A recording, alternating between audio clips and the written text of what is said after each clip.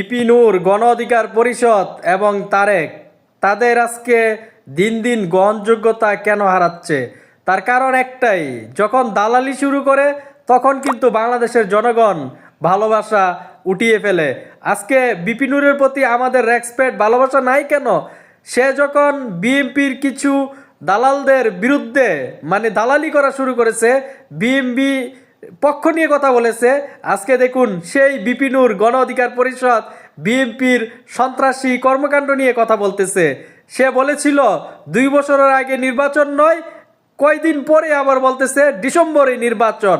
আবার অপরদিকে তারেক এবং গণ অধিকার পরিষদ, এই যে তাদের অধপতন, দেখুন তাদের হিংসা হচ্ছে এনসিপিকে নিয়ে তাদের হিংসা আর তাদের এই পরিণতি।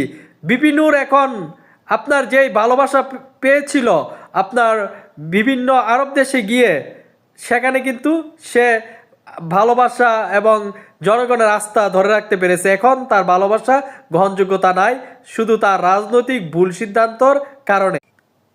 গণ অধিকার পরিষদ বিপিনুরের করুণ পরিণতি দেখুন।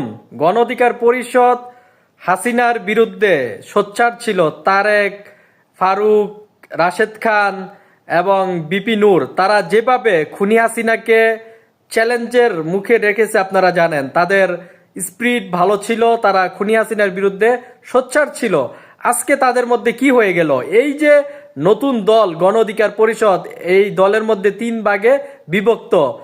তারেক একদিকে, বিপিনুর আরেক দিকে। বিপিনুর ইদারিং সঠিক সিদ্ধান্ত নিতে পারতেছে না, তাই গণ অধিকার পরিষদের যে একটা স্পিরিট, গ্রহণযোগ্যতা, সেটা হারাচ্ছে।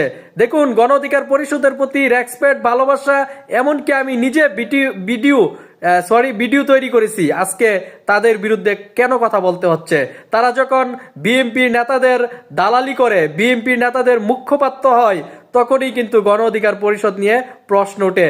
আজকে যখন তারেক যেভাবে ডক্টর ইউনূস সরকারকে তুচ্ছ-তাচ্ছিল্য করতেছে, দেখুন ছাত্র জনতাকে যখন এনসিপিকে প্রতিপক্ষ বানিয়ে ফেলতেছে তারেক, গণ অধিকার পরিষদ, তখন তাদের গ্রহণযোগ্যতা, তাদের রেসপেক্ট হারাচ্ছে।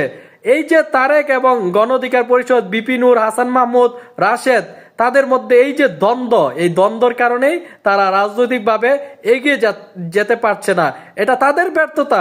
তারা একটি ভালো অবস্থানে থাকতো, তারা যদি ডক্টর ইউনূস সরকারকে সহযোগিতা করত এবং একটি সুন্দর নির্বাচনের জন্য সোচ্চার থাকতো, যে স্বচ্ছতা, জবাবদিহিতার নির্বাচন চাই, আমরা এই দাবিগুলো উঠাচ্ছি। কিন্তু তারা এখন ক্ষমতার লোভ ঢুকে গেছে, তারা শর্টকাট